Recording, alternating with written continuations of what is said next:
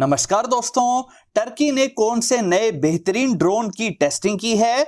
भारत पर हंसने वाले किस देश का नया एयरक्राफ्ट कैरियर ही खराब हो गया है? अमेरिका और चाइना की तरफ से स्पेस टेक्नोलॉजी में क्या नई अपडेट्स हैं?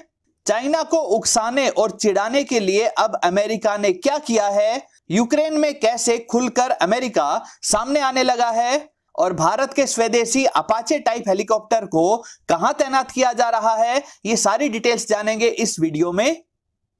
नमस्कार दोस्तों, मेरा नाम है अमित और मैं स्वागत करता हूं आपका अमित अपडेट्स चैनल पर। तो चलिए दोस्तों शुरू करते हैं। बात करते हैं आर्म ड्रोन्स की। तो टर्की की तरफ से बरकतार अकिंसी ने फुल पेलोड के साथ अपने ट्रायल्स को पूरा कर लिया है। पहले ही टर्की के बरकतार TB2 ड्रोन की डिमांड इतनी है कि कई सारे देश इसे खरीदना चाहते हैं। वहीं ये नया अकिंसी ड्रोन तो हर लिहाज से TB2 ड्रोन से आगे है।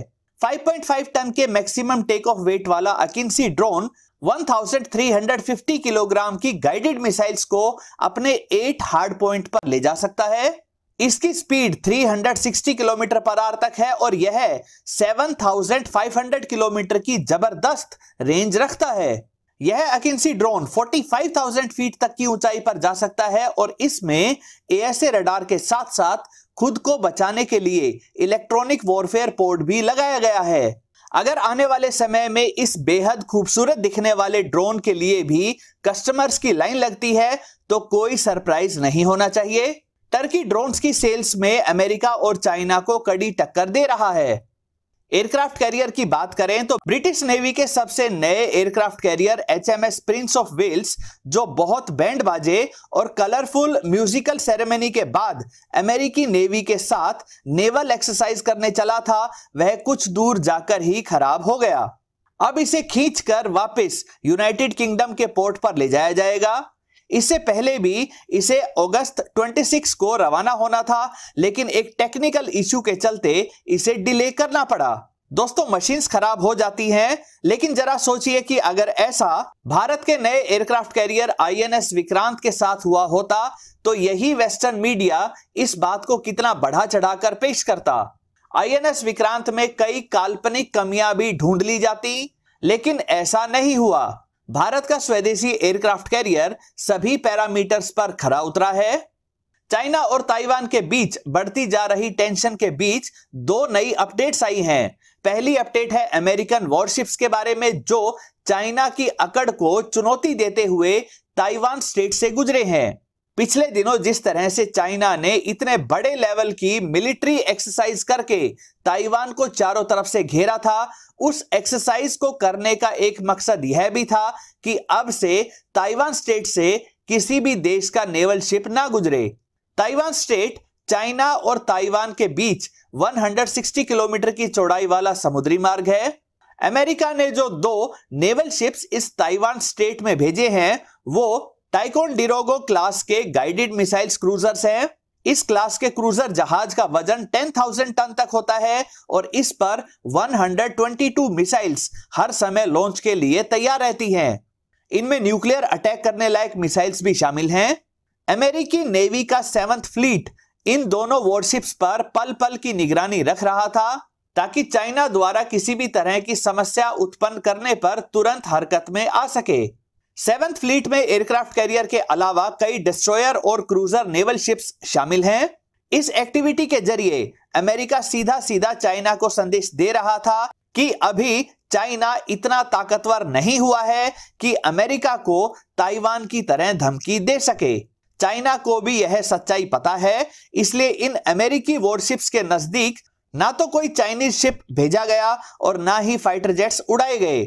चाइना और ताइवान से जुड़ी दूसरी अपडेट की बात करें तो ताइवान ने चाइनीज ड्रोन्स की हरकतों से तंग आकर पहली बार उन पर फायर किया है।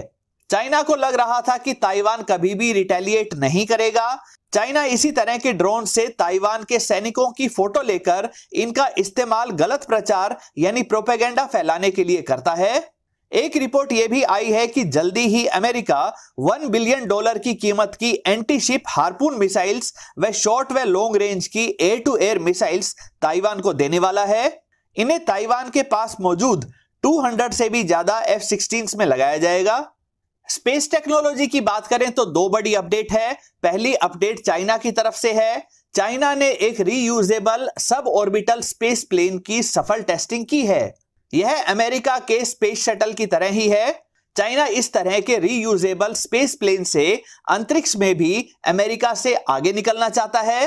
भारत भी इसी तरह के रीयूजेबल स्पेस व्हीकल की टेस्टिंग कर रहा है। स्पेस टेक्नोलॉजी की दूसरी अपडेट अमेरिका से आई है। अमेरिका दुनिया के सबसे बड़े रॉकेट आर्टेमिस 1 को 29 अगस्त को चंद्रमा पर भेजने वाला था, लेकिन नासा के इस सबसे बड़े रॉकेट के इंजन में रिसाव देखा गया। इसी कारण इसकी टेस्टिंग लास्ट मोमेंट पर रोकनी पड़ी। 32 मंजिलों जितने ऊंचे इस रॉकेट को अब 2 सितंबर को लॉन्च किया जाएगा। फिलहाल इस मून मिशन पर कोई इंसान नहीं भेजा जा रहा है, लेकिन सब ठीक रहा तो 2025 में 4 एस्ट्रोनॉट इस तरह के रॉकेट से चंद्रमा पर भेजे जाएंगे। रशिया और यूक्रेन के अपडेट की बात करें तो रशिया यूक्रेन की लड़ाई में अब अमेरिका खुलकर सामने आने लगा है। पहले अमेरिका छोटे हथियार जैसे एंटी टैंक और एंटी हेलीकॉप्टर सिस्टम्स और राइफल्स ही यूक्रेन को दे रहा था, लेकिन अब अमेरिका कई दूसरे और ज्यादा एडवांस्ड हथियार भी यूक्रेन को दे रहा है।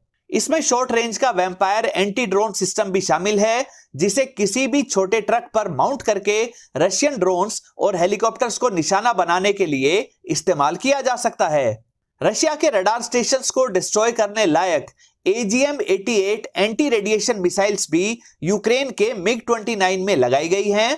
रशिया का दावा है कि उन्होंने इसी तरह की 2 एंटी रेडिएशन मिसाइल्स को रशियन एयर डिफेंस सिस्टम से आसमान में ही डिस्ट्रॉय कर दिया है। अब अमेरिका अपने ज्यादा advanced NASAMS air defence system को भी यूक्रेन को दे रहा है। NASAMS में टोटल 12 लॉन्चर्स होते हैं और हर लॉन्चर में 6 मिसाइल्स लगती हैं। इसकी रेंज 50 किलोमीटर तक है। अमेरिका ने इससे पहले हाईमार्स यानी कि high mobility artillery rocket system भी यूक्रेन को दे दिए हैं।